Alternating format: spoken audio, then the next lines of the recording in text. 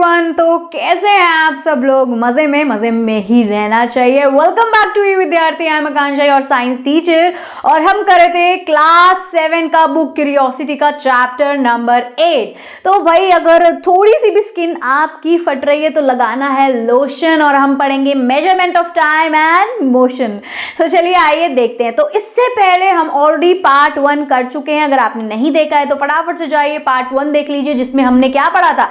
Ancient clocks के बारे में हमने पढ़ा था कि कैसे वो बनाई गई थी, क्या दिमाग लगा के कैसे उनका इस्तेमाल लोग करते थे और उनके ड्रॉबैक्स क्या थे। और इस चक्कर में अब क्या आ गया, पेंडुलम आ गया, जो कि किसने बनाया है, कैसे वर्क करता है, यही तो हमें इस वीडियो में पढ़ना है। तो चलिए आइए स्टार्ट करते हैं चैप्टर को, देखते हैं एनसीईआरटी ने और क्या क्या हमें सीक्रेट बताए हुए हैं। स्विंग, भाई अब आप जो झूला झूलते हैं टू एंड फ्रो, धक्का मारता है आपका फ्रेंड और भाई मजा आता है, ऊपर आसमान में जाके नीचे वापस पीछे घूमते हैं, है ना, स्पीड में जैसे ही जाते हैं इक्वल लेवल पे आगे पीछे, टू एंड फ्रो, इसको कहते हैं टू एंड फ्रो मूवमेंट। तो अब आपको ये रीजन भी पता चलेगा कि वो जो स्विंग है वो किस प्रिंसिपल पे काम करता है, वो जो झूला आप झूल रहे हैं।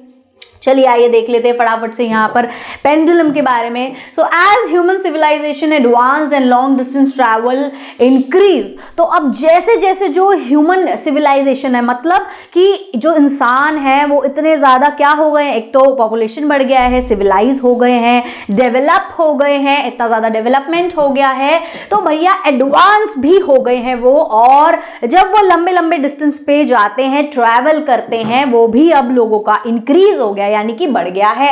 तो उस वजह से एक्यूरेट टाइम मेजरमेंट की जरूरत जो है वो ज्यादा पड़ रही है, और वो एक क्रूशियल बात हो गई है कि एक्यूरेसी चाहिए अब हमको टाइम मेजरमेंट के लिए। So this led to improved mechanical time keeping devices. इस वजह से क्या हुआ, इस चीज पर काम होने लग गया कि अब एक्यूरेट टाइम मेजर करने के जो इंस्ट्रूमेंट है जी वो बनाने पड़ेंगे, उन पर काम करना पड़ेगा। तो फिर किन किन चीजों को मद्देनजर रखते हुए ये चीजें बनाई गई, जैसे कि भैया वेट, गियर्स आ गए उसके अंदर, स्प्रिंग्स आ गए उसके अंदर। फ्रॉम द 14th सेंचुरी से ये चीज चालू हो गई, यानी कि एडवांस इंस्ट्रूमेंट बनना 14th सेंचुरी से ही चालू हो गया। अब the pendulum clock invented in the 17th century, और 14th सेंचुरी से लेकर कितने साल लग गए, मतलब कितना समय लग गया, 17th सेंचुरी में आया क्या, पेंडुलम। सो अब क्या था, ये was a major breakthrough in mechanical क्या है, टाइम कीपिंग। ठीक है, अब ये सबसे पहला बड़ा मेजर एकदम इंपॉर्टेंट क्या था, टाइम कीपिंग डिवाइस था जो आया, जो लॉन्च हुआ, पेंडुलम। ठीक है, इस तरीके से देखिए, आपने देखा होगा, अब क्लॉक्स में भी आता है, इजीली आप समझ पाएंगे कि ये क्या है। ठीक है, इस तरीके से ये देखिए क्लॉक्स में अभी भी आता है, बस ऊपर ये देखो, जैसे ये थोड़ी बहुत एंशिएंट वाली है, अब तो मैकेनिकल क्लॉक होती है ऊपर और नीचे पेंडुलम होता है ना। ये इस तरीके से, ये इसकी अंदर की मशीन दिखाई हुई है, देखो आपको खोल के। चलिए अब नो अ साइंटिस्ट, अब पेंडुलम किसने ये दिमाग लगाया, किसने बनाया, उनके बारे में देख लेते हैं और उनको क्या ऐसा ख्याल आया। ठीक है, तो यहाँ देखिए लिखा है ये चीज, the pendulum clock was invented, सबसे पहले वो इन्वेंट हुई थी 1656 में, यानी 1656 में। एंड पेटेंटेड मतलब कि उसको जो लेबल है, जो कि भाई इस साइंटिस्ट ने लॉन्च किया है और उनको वो क्रेडिट मिल गया है, वो चीज हुई 1657 में, एक साल लग गया। और वो कौन थे, बाय क्रिश्चियन ह्यूगीज। ठीक है, अब ह्यूगिन्स, जो क्रिश्चियन ह्यूगिन्स थे, इन्होंने 1629 से 1695 तक इसी प्रोजेक्ट में बेसिकली ये लगे रहे, पेंडुलम को बनाने और ज़्यादा उसको क्या करने में, डेवलप करने में, है ना, बेटर करने में, इम्प्रूव करने में वो लगे रहे। और वो इंस्पायर कहाँ से या किन से थे, वो इंस्पायर हुए थे by the investigations of pendulum by Galileo Galilei. So Galileo Galilei की इंस्पिरेशन, मतलब उनको वो इंस्पिरेशन मान के चल रहे थे 1664 से 1642 तक। It is said that once while sitting in a church, एक बार जब वो चर्च में जी बैठे हुए थे तो गैलीलियो का अटेंशन गया किस चीज पर, जो ऊपर वो लैंप देख रहे थे, वहां सीलिंग में ऊपर जो है जो हमारी छत होती है उसमें जो लैंप टंगा हुआ होता है उसको गैलीलियो नोटिस कर रहे थे, जो स्विंग कर रही थी बैक एंड फ्रो। वो जो लैंप था इस तरीके से हिल के गया और वापस आया, हिल के गया वापस आया, यही लगातार चले जा रहा था और जितने डिस्टेंस पे जहां तक वो पहुंच रहा था वहीं से वापस भी उसी डिस्टेंस पे आ रहा था जहां से उसने चलना शुरू किया था। ठीक है, सो यूजिंग हिज पल्स, अब उन्होंने इसको सोचा मैं मेजर करता हूं क्या ये इक्वल टाइम इंटरवल में जा रहा और आ रहा है। ठीक है, मतलब बराबर समय लग रहा है इसको हर बार वो पूरा करने में, जो पूरा एक वो आगे पूरा जा रहा है और पीछे वापस आ रहा है, इस पूरे टाइम जो ये पूरा टाइम लग रहा है हर बार सेम है। ठीक है, सो अब वो उन्होंने क्या किया, उनकी जो पल्स थी, हैंड की जो पल्स थी उससे मेजर किया टाइम। पल्स बिल्कुल एक्यूरेट हमारी मतलब चल रही होती है ना, एकदम टप टप डब लब डब लब लब लब डब। ठीक है, इस तरीके से आपको हमेशा महसूस होती होंगी, वैसे तो फील होती हैं वो कुछ। ठीक है, तो मेजर किया उन्होंने टाइम और गैलीलियो ने पाया कि जो लैंप है वो अप्रॉक्स सेम समय ही ले रहा है पूरे उस एक स्विंग में, जो वो यहाँ से यूं गया और फिर वापस आया, फिर यहाँ गया फिर वापस आया, हर एक स्विंग में वो लगभग बराबर समय ले रहा है, ये उन्होंने नोटिस किया। So after experimenting with different pendulums, फिर उन्होंने डिफरेंट पेंडुलम्स के साथ काम किया और गैलीलियो ने कंक्लूड किया कि जो टाइम टेकन है to complete one oscillation, oscillation क्या है अभी पढ़ाती हूं आपको, यही जो यहां से उसने लैंप ने डिस्टेंस चालू किया और फिर यहां गया और फिर वापस यहीं आया। तो जहां शुरू किए वहीं अगर हम पहुंच रहे हैं उसको हम बोल रहे हैं ऑसिलेशन, लेकिन कुछ इस तरीके से टू एंड बैक फ्रोथ वाली जो ये मूवमेंट होती है ऐसी वाली, इसको ऑसिलेशन बोलते हैं। और एक ऑसिलेशन क्या है, यहां से शुरू करके यहां गए फिर वापस यहां आए, this is called one oscillation.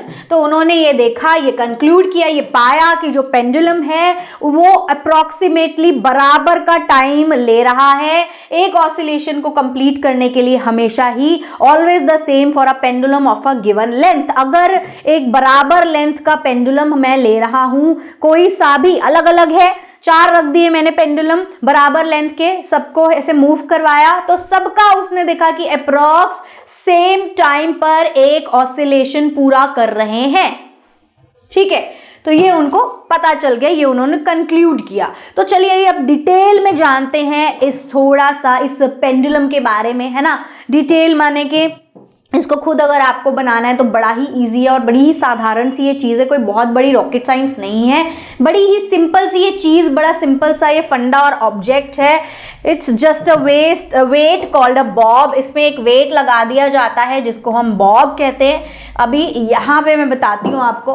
सो एक सिंपल पेंडुलम है, ठीक है, consist of a small metallic ball, इसमें एक भारी सी मेटालिक बॉल लगा देते हैं, छोटी बड़ी कम भारी या ज़्यादा भारी कुछ भी हो सकती है, कोई फर्क नहीं पड़ता है उससे, कैसी भी ले लो, उसको बॉब कहते हैं। ठीक है, वो जो मेटालिक बॉल है जो मेटल की बनी हुई है उसको बॉब कहते हैं।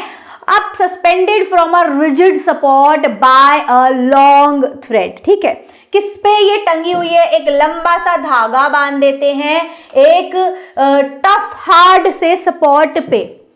ठीक है, एक हार्ड टफ सपोर्ट लेना है, उस पर थ्रेड बांध देना है और वो थ्रेड नीचे लटकेगा और नीचे बॉब बांध देना है। इस तरीके से ऐसे बना लेंगे जी आप पेंडुलम। कितना इजी है कि नहीं इजी, बहुत सिंपल है। अब we did an activity in the chapter measurement of length and motion in the grade 6, अगर आपको याद हो तो जी 6th क्लास में आपने एक एक्टिविटी करी थी, कौन से चैप्टर में, measurement of length and motion में। ठीक है, आप ही की बुक क्यूरियोसिटी में, जिसमें आपने क्या ऑब्जर्व किया था, सेम ऑसिलेटरी मोशन, आपने एक इरेजर को जो है धागे से टांग दिया था और वो इस तरीके से मूव कर रहा था, जैसे ही आपने उसको धक्का मारा वो वहीं जाके वहीं वापस आ रहा था, सेम डिस्टेंस बार बार टू फ्रो मूवमेंट में कवर करा था। और हमें इससे प्रूफ हो गया कि अच्छा ये होता है oscillatory movement, to and fro movement इसको कहते हैं, ऐसे पेंडुलम वर्क करता है। एग्जैक्टली, तो ऑसिलेटरी मूवमेंट तो आप ऑलरेडी पढ़ के आ चुके हो, ये मैंने आपको याद भी दिला दिया। अब चलिए यहां देखते हैं, मतलब आप ही की बुक ने याद दिला दिया, मैंने क्या। सो अब द पेंडुलम एट रेस्ट, अब रेस्ट पे वो है जब वो अपनी मीन पोजीशन पे है। अब आप बोलोगे जी ये मीन पोजीशन क्या है? अब देखो, अगर मैं इसको बीच से इस तरीके से डिवाइड कर दूं, बीच से डिवाइड करेंगे जो भी डिस्टेंस होगा, तो अब होता क्या है, जब ये पेंडुलम जो ये बॉब है ये यहाँ रुक जाएगा, रुका हुआ है बिल्कुल, उसको हमने धक्का मारा ही नहीं, हम चला ही नहीं रहे, हम उसको यूज ही नहीं कर रहे, वो वहाँ बस रुका हुआ है बीच में एक जगह, जहाँ भी वो स्टेबल है, बीचों बीच स्टेबल हो जाएगा, वो रुका हुआ है।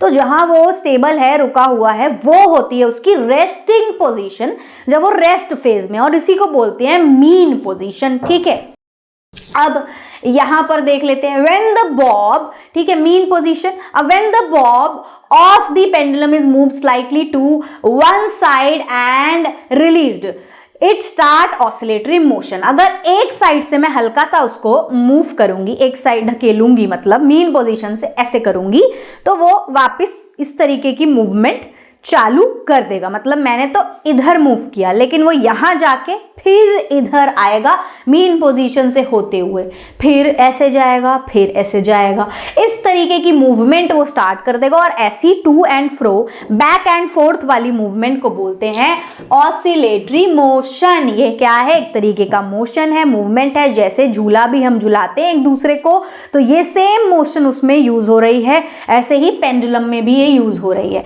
It's motion is periodic in nature. अब जो ये मोशन है ये पीरियोडिक है, नेचर में पीरियोडिक क्यों है? क्योंकि जी ये रिपीट करता है अपना पाथ एक फिक्स्ड टाइम और ऑफ इंटरवल के बाद, यानी एक फिक्स्ड टाइम पे ये अपना पाथ रिपीट करता है, उतने ही समय में वो वापस उसी वाली जगह पे होगा, और पूरा एक ऑसिलेशन वो लगभग हर बार बराबर टाइम पर ही कवर करता है, इसलिए इसको बोलते हैं पीरियोडिक। चल रहा है ये, है ना, समथिंग पीरियोडिक। अब ये देखो, ये आपको दिख रहा है पेंडुलम इस तरीके से सस्पेंड, और ये चल रहा है आपके सामने ही। अब मान लो कि जी ये यहाँ आके रुक रहा है और यहाँ पे इधर आके रुक रहा है, ये हो गई इसकी ए पोजीशन, ये हो गई बी पोजीशन, मान ली ओ पोजीशन। तो ये इसको क्या बोलते हैं? इस पॉइंट को बोलते हैं एक्सट्रीम पॉइंट। ठीक है, बीच वाले को बता दिया मैंने मीन पॉइंट बोलते हैं, ए वाले को एक्सट्रीम पॉइंट, और जहां तक पहुंचेगा इस तरफ भी उसको भी एक्सट्रीम पॉइंट ही बोलते हैं। ठीक है, देखिए इस तरीके से आप झूला झूलते हैं, ये वाली चीज अब समझ आई? अब लग रहा है कि हाँ ऑसिलेटरी मूवमेंट ही होता है। चलिए, pendulum complete one oscillation when is Bob move from the. अब वो वन ऑसिलेशन कब कंप्लीट करेगा वो मैं बता देती हूं, जब उसका बॉब जो है वो मीन पोजीशन यानी ओ पे है, रुका हुआ है, और फिर मैंने उसको धक्का दिया, वो ए पोजीशन की तरफ गया।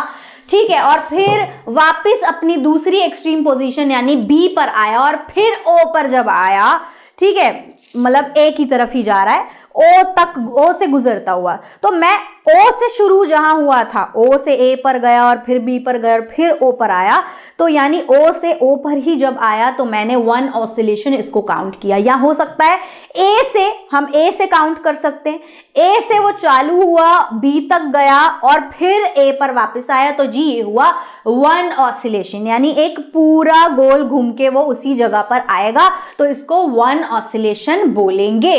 ठीक है, यहां पर देख लीजिए, ये देखिए ये ओ है, ये इन्होंने इधर बी ले लिया, ये ए ले लिया, अब मैंने ओ से इसको इधर की तरफ ढकेला।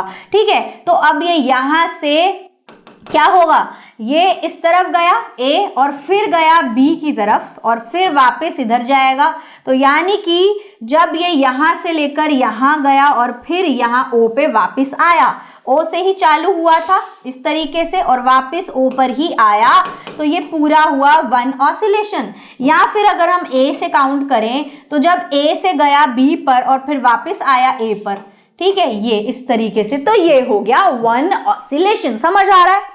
क्लियर हुआ? ठीक है, चलिए आगे बढ़ जाते हैं। यहाँ पे एक और चीज है, the time taken for one oscillation is called its time period. जो समय लग रहा होगा एक ऑसिलेशन को पूरा करने में, मान लो 2 सेकंड, 4 सेकंड, 5 सेकंड, ठीक है, सेकंड्स में ही ज्यादातर लगता है, जल्दी कंप्लीट कर लेते हैं, पेंडुलम्स में तो ऐसा ही होता है। ठीक है, तो इसको बोलते हैं टाइम पीरियड, इतना टाइम वो ले रहा है। ठीक है, let's set up a pendulum and measure its क्या टाइम पीरियड। तो ये बोल रहे हैं चलो आओ पेंडुलम बनाते हैं। और टाइम पीरियड मेजर करते हैं। ये चीज़ करनी है। तो भैया ये एक्टिविटी है, एक्सपेरिमेंट है। सो कलेक्ट करना है आपको फिर से एक लंबा सा धागा, एक सॉलिड सा सरफेस। धागा कितना है, 150 सेंटीमीटर लगभग लॉन्ग होना चाहिए। एक हैवी मेटल की बॉल ले लो और जिसके साथ हुक लगा हुआ हो, या फिर एक पत्थर भी ले सकते हो, बॉल नहीं मिल रहा है तो भारी सा होना चाहिए। स्टॉप वॉच एक, अब क्योंकि हमारे पास तो है ना मॉडर्न टेक्नोलॉजी, जो चेक करना है हमें तो बस पेंडुलम की वर्किंग, तो हम चेक कर पाएंगे इजीली। तो स्टॉप वॉच या वॉच ले लो, एक रूलर ले लो, स्केल ले लो, है ना।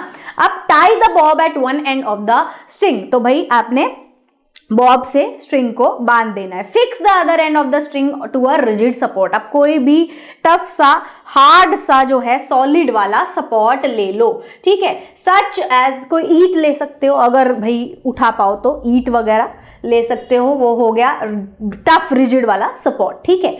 तो अब आपने करना क्या है, धागा जो है इस तरीके से बांधना है, जो थोड़ा सा आप उस रिजिड सपोर्ट पे बांधोगे और थोड़ा सा आप उस बॉब पे बांधोगे, तो 100 मीटर बीचों बीच वाला धागा आपके पास बचा हुआ होना चाहिए, ठीक है। अराउंड 100 मीटर, यानी मान लो लगभग 25 ऊपर 25 नीचे आपने सेंटीमीटर आपने बांध दिया। Wait for the bob to come to rest. उसके बाद ऐसे पकड़ के आपने रिजिड सपोर्ट को खड़ा हो जाना है और वेट करना है। अभी थोड़ा थोड़ा वो हिल रहा होगा, फिर वो अपनी जो है मीन पोजीशन पे या रेस्ट पोजीशन पे आ जाएगा, तब तक वेट करना है। अब जब वो आ गया है तो पेंडुलम आपका रेडी है। अब आप उसको मूव कर लो जेंटली, ठीक है। थोड़ा सा उसको एक तरफ धकेल दो, धक्का दे दो, रिलीज करो एंड फिर क्या, take care not to push the bob. अच्छा, बॉब को पुश नहीं करना है, बस हल्का सा आपको हिलाना है उसको, ठीक है, हल्का सा हिलाना है, रिलीज करना है and that the string is, और आपको क्या चीज देखना है कि जो बॉब से स्ट्रिंग है वो एकदम टाइटली बंधा हो, नहीं तो पेंडुलम सारा आपका खराब हो जाएगा, ठीक है। अब क्या करनी है, आपने नोट करनी है पेंडुलम की जो भी ऑसिलेशन में टाइम टेकन आ रहा है कैसे। चलिए देखते हैं। उससे पहले मैं आपको एक इम्पॉर्टेंट सूचना बता दूं को, तो भाई अगर आपको बहुत परेशानी हो रही है, बड़े सारे प्लेटफॉर्म में कंफ्यूज हो गए हैं, कहाँ जाएं जहाँ सब कुछ मिल जाए, हर चैप्टर हर सब्जेक्ट का मिल जाए, तो वो यही प्लेटफॉर्म है। तो आपने जाना है www.evidyarthi.in पर और कर लेना है मुफ्त में फ्री डाउनलोड, जो चाहिए वो मिल जाएगा। MCQ की प्रैक्टिस करना चाहते हैं तो वो भी यहाँ NCERT के सोल्यूशंस भी मिल जाएंगे, आप ही की बुक PDF फॉर्म में भी अवेलेबल है। साथ ही आपको नोट्स और समरी भी मिलते हैं, कुछ एक्स्ट्रा क्वेश्चंस भी। वीडियोस आप देख ही रहे हैं, इसी तरह से बाकी के सब्जेक्ट और चैप्टर्स की वीडियोस भी आपको लगभग मिल ही जाएंगी। तो वेट क्या करना है, इस वीडियो को पूरा करिए और कर लीजिए फ्री डाउनलोड जो चाहिए वो। इसी के साथ यूजिंग अ वॉच, अब चलिए आगे बढ़ जाते हैं। वॉच को यूज करना है आपने, मेजर करना है टाइम, ठीक है, जो भी पेंडुलम को लग रहा है कंप्लीट करने में 10 ऑसिलेशन तक, ठीक है, 10 ऑसिलेशन तक उसका टाइम बार बार मेजर करना है और रिपीट करनी है इस एक्टिविटी को 3 to 4 टाइम, और एक टेबल में नोट डाउन करना है। डिवाइड करना है टाइम को, time taken for 10 oscillation by 10 to calculate the time period of your pendulum. अब ये जो 10 ऑसिलेशन है, क्योंकि हम 10 बार उसको ले रहे हैं ना, तो भाई आप उसको डिवाइड करेंगे 10 से, यानी जो भी टाइम आ रहा है हर बार, जैसे 20 सेकेंड आया मान लो, ठीक है, 20 सेकेंड को आपने 10 से डिवाइड कर देना है। फिर दूसरे ऑसिलेशन में मान लो कि लगभग आसपास ही आया, 20.02 आ जाएगा, हो सकता है सेम आए 20 आए, तो फिर से आप उसको 10 से डिवाइड से, जो 10 बार जो भी टाइमिंग आ रही होगी ना, ठीक है, जो भी टाइम आ रहा होगा, 2 सेकेंड, 20 सेकेंड, 30 सेकेंड, जो भी आ रहा होगा उसको आपने 10 से डिवाइड कर देना है। चलिए किस तरीके से, इस तरीके से मैंने ये एक छोटा सा आपके लिए नोट डाउन करके दे दिया है आपको कि जी मेरी रिकॉर्डिंग्स कुछ इस तरीके से आई कि पहले ऑसिलेशन में 20 सेकंड लगे, ठीक है, दूसरे ऑसिलेशन में 19.8 सेकंड लगे, तीसरे ऑसिलेशन में 20.2 सेकंड लगे, जो कि क्या है लगभग 1-2 सेकंड, 2 सेकंड्स का डिफरेंस, 2 सेकंड कम या 2 सेकंड ज्यादा का ही फर्क आ रहा है, ज्यादा डिफरेंस नहीं आ रहा, यानी लगभग अप्रोक्सीमेटली सेम टाइम टाइम आ रहा है बार बार ऑसिलेशन कंप्लीट होने में। तो जब मैंने डिवाइड किया तो मेरे को टाइम पीरियड पता चल गया कि एक ऑसिलेशन कंप्लीट करने में वो कितनी देर लगा रहा है, लगभग वो 2 सेकंड लगा रहा है, या तो 2 सेकंड फिर कम या ज्यादा। तो एवरेज क्या हुआ, एवरेज मैंने मान लिया 2 सेकंड्स लग रहे हैं एक ऑसिलेशन को कंप्लीट होने में। ये मेरा कंक्लूजन या रिजल्ट निकला है, ठीक है। सो ये हमें पता चल गया। सो इसी के साथ, is the time period of your pendulum almost the same every time? क्या आपका टाइम पीरियड हर बार ऑलमोस्ट सेम आ रहा है? तो हाँ, आ रहा है। कंक्लूड क्या किया हमने इस ऑब्जर्वेशन से कि 2 सेकंड लग रहे हैं एक ऑसिलेशन को कंप्लीट होने में, और हमें क्या पता चल रहा है, the time period of the pendulum is almost the same every time, कि हर बार हर ऑसिलेशन में टाइम पीरियड ऑलमोस्ट लगभग सेम है, ठीक है, हर बारी में। So think like a scientist. अब हमें साइंटिस्ट वाला थोड़ा सा जो है जी अपना दिमाग लगा देना, अपनी ब्रेन, अपनी बुद्धि को यहाँ पर इस्तेमाल करना है, ठीक है। तो बड़ी ही इंटरेस्टिंग सी चीज हम पढ़ने जा रहे हैं। You just did an important historical experiment, जो अभी अभी आपने किया है वो बड़ा ही इंपॉर्टेंट हमारी हिस्ट्री से जुड़ा हुआ क्या है, एक्सपेरिमेंट है। What was the first done, जो कि सबसे पहले किसने किया था, गैलीलियो ने किया था। Except you used a watch to measure, बस सिर्फ फर्क कितना था कि हमने मेजर करने के लिए वॉच का इस्तेमाल किया, उसने वॉच का नहीं। उसने अपनी पल्सेस, अपनी हैंड के थ्रू ऐसे टच करके अपनी पल्स की जो बीटिंग थी उसको यूज किया था, क्योंकि भैया उसके पास तो स्टॉप वॉच या वॉच नहीं थी, हमारे पास तो मॉडर्न टेक्नोलॉजी है, इसलिए हमने उस पल्स की जगह वॉच का इस्तेमाल किया। वो अपनी पल्स को यूज करता था बार बार ये देखने के लिए कि क्या वो पेंडुलम जो है, जो ऑसिलेशन क्या वो लगभग हर बार एक ही टाइम इंटरवल में कंप्लीट कर रहा है कि नहीं। सपोज कि अगर आप गैलीलियो होते और एक्सपेरिमेंट कर रहे होते अलग अलग पेंडुलम्स के साथ, तो आप क्या इन्वेस्टिगेट करते, क्या सवाल आप पूछते या सोचते, क्या आपके मन में आता, would all pendulum have the same time period? सबसे पहली चीज, क्या आप ये सोचते कि सारे पेंडुलम क्या एक ही तरीके का सेम टाइम पीरियड ही शो कर रहे हैं, ठीक है। How would you test this, और आप इसको टेस्ट कैसे करते? अब रिपीट करो activity 8.2 using the same bob with the pendulums of 2-3 different length. तो इसके लिए कैसे टेस्ट करते, तो जी आपको मैं यहां बता रहे हैं कैसे टेस्ट करना है आपको, अगर ये सवाल है मन में, ठीक है। क्या सवाल है कि क्या सारे ही तरीके के पेंडुलम जो हैं वो इक्वल ही टाइम शो करेंगे? तो उसके लिए क्या करना है, आपको 2-3 तरीके के अलग अलग लेंथ के इस बारी क्या लेने हैं, थ्रेड्स लेने हैं। एक 100 मीटर का धागा हो गया तो एक 150 मीटर का ले लो, ठीक है। एक आप 60 मीटर का, सेंटीमीटर का ले लो, सॉरी मीटर नहीं सेंटीमीटर, मीटर तो बहुत बड़ा हो जाएगा, ठीक है। तो एक आपने 150 सेंटीमीटर ले लेना है, एक 100 सेंटीमीटर ले लेना, ठीक है। और एक आप थोड़ा और कम 50-60 ऐसा ले लो। अब नोट डाउन करो कि हर बार जो ऑसिलेशन, जैसे ही आप उसको रिलीज कर रहे हो, तो जो एक ऑसिलेशन कवर हो रही है, 5 ऑसिलेशन के जो ऑब्जर्वेशन है, जो टाइमिंग है, वो नोट डाउन कर लो, ठीक है। अपने वॉच में देखो कि कितनी देर में एक ऑसिलेशन पूरा हो रहा है, सबसे लंबे वाले थ्रेड का, फिर उससे छोटे वाले थ्रेड का, फिर उससे छोटे वाले थ्रेड का। तो अब देखो क्या तीनों में सेम टाइम आ रहा है? तो ऐसा नहीं मिलेगा आपको, ये मैंने ही बता दिया result. If changing the length influences, तो इससे हमें क्या पता चल रहा है कि जो लेंथ अगर हम चेंज कर रहे हैं, उससे जो टाइम पीरियड है उसमें बहुत फर्क आ रहा है, डिफरेंस आ रहा है, उसकी वजह से सेम नहीं आ रहा है। तो यानी कि अब यहां पर मेन कारण हमें पता चल गया कि जो धागे हैं, अगर उसकी लेंथ हम अलग अलग लेंगे, जितना लंबा होगा उतना बड़ा टाइम इंटरवल में वो कवर करेगा एक ऑसिलेशन, है ना। और अगर छोटा सा थ्रेड होगा तो फटाफट से एक ऑसिलेशन बड़े ही कम टाइम में कवर कर लेगा, ठीक है। तो तब टाइम पीरियड छोटा होगा अगर थ्रेड छोटा है, अगर थ्रेड बड़ा है तो टाइम पीरियड भी बड़ा होगा, ठीक है। अगर छोटे थ्रेड में वो 2 सेकंड में एक ऑसिलेशन पूरा कर रहा है, तो बड़े वाले थ्रेड में वो 20 सेकंड में एक ऑसिलेशन पूरा करेगा, ठीक है। सो चलिए आइए देखते हैं अब यहाँ पर, does the Bob mass do matter? अब कह रहे हैं कि बॉब के मास को भी चेंज करके आप देख सकते हो।